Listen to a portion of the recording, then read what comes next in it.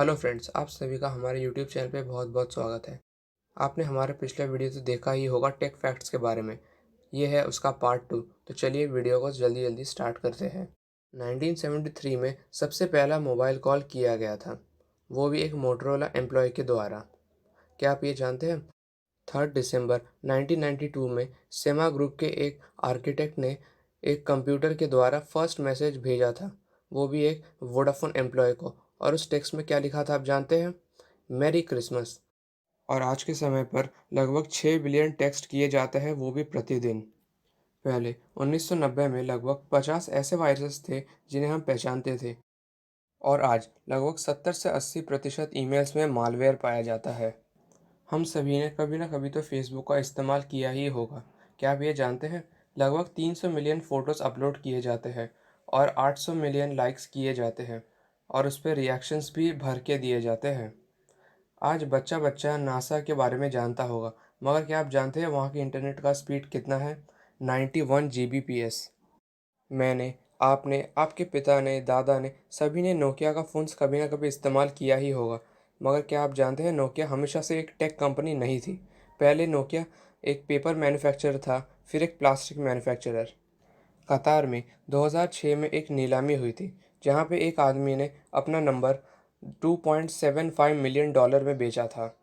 आज हम सभी कीबोर्ड का इस्तेमाल हर जगह करते हैं, चाहे वो कंप्यूटर हो, लैपटॉप हो, या फिर हो हमारा फ़ोन। उस सभी पे आपने कीबोर्ड को अगर ध्यान से देखा होगा तो वो एक QWERTY कीबोर्ड है। आप अपने कीबोर्ड का फर्स्ट रो चेक कर सकते हैं।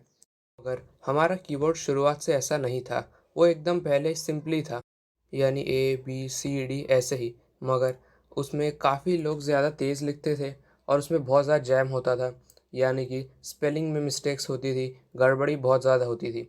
इसीलिए QWERTY कीबोर्ड को लाया गया, जिससे कि हमारी गति कम हो गई, गलतियाँ कम हो गई। मगर आज भी ऐसे कई महारथिया हैं जो आज भी गलतियाँ करते हैं। अगर उनके लिए QWERTY कीबोर्ड लाया जाए या कोई और कीबोर्ड, वो गलतियाँ करते ही रहेंगे। आप सभी ने कभी ना कभी तो फेसबुक का इस्तेमाल किया ही होगा, पर क्या कभी आपने ये सोचा है कि फेसबुक का रंग सिर्फ ब्लू क्यों होता है? क्योंकि मार्क ज़करबर्ग को सिर्फ ब्लू कलर ही सही से दिखता था। उन्हें कलर ब्लाइंडनेस था। उन्हें रेड कलर, ग्रीन कलर कोई भी सही से समझ नहीं थी। इसीलिए उन्होंने फेसबुक का रंग ब्लू रखा और बीच में एफ़ का रंग वाइट रखा, जो उस पर सूट कर रहा था। एप्पल की सिक्योरिटी पूरी दुनिया में फ़ेमस है, और उनके पॉलिसीज़ किसी के लिए भी बदले नहीं जा सकते।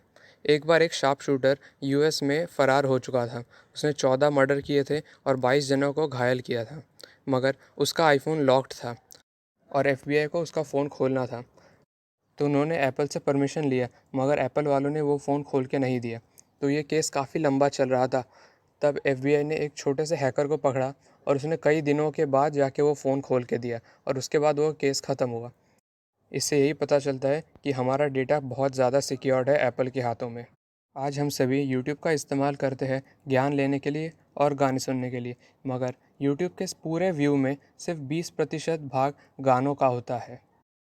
पहले के समय में बच्चों को सिर्फ एक खिलौना दे दिया जाए तो वो खुश हो जाते थे, मगर आज के बच्चे अपनी ज़िंदगी के 14% खुशी सिर्फ सोशल मीडिया से ही प्राप्त कर लेते हैं।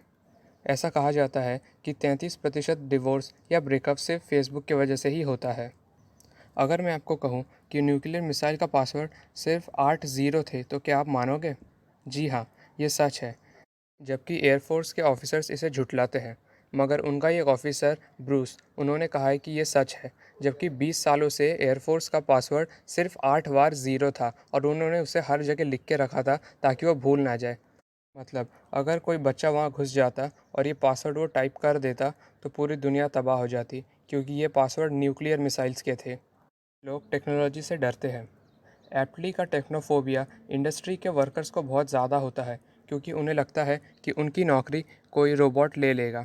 जबकि ये सच है, यही हमारा फ्यूचर है, क्योंकि रोबोट हमसे ज़्यादा तेज़ काम करते हैं, वो ईमानदार होते हैं और हमसे ज़्यादा होशियार भी होते हैं।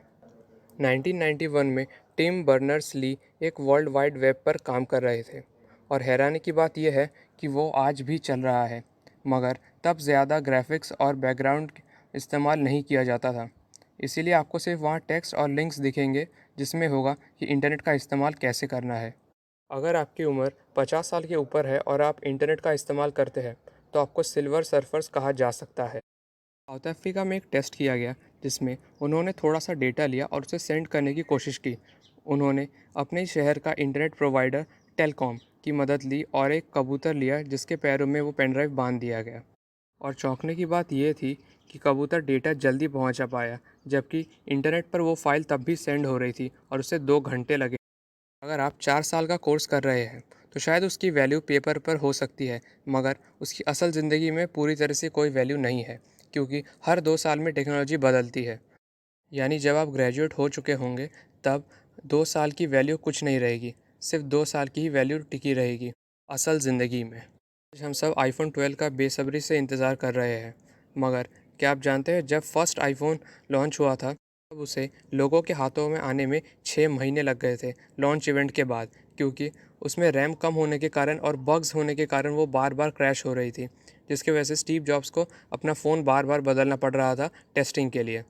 और आज एप्पल के फ़ोन्स में सिर्फ 2 या 3 GB रैम में ही वो हमारा सब काम कर देता है। इसीलिए हमें एप्पल से कुछ सीखना चाहिए।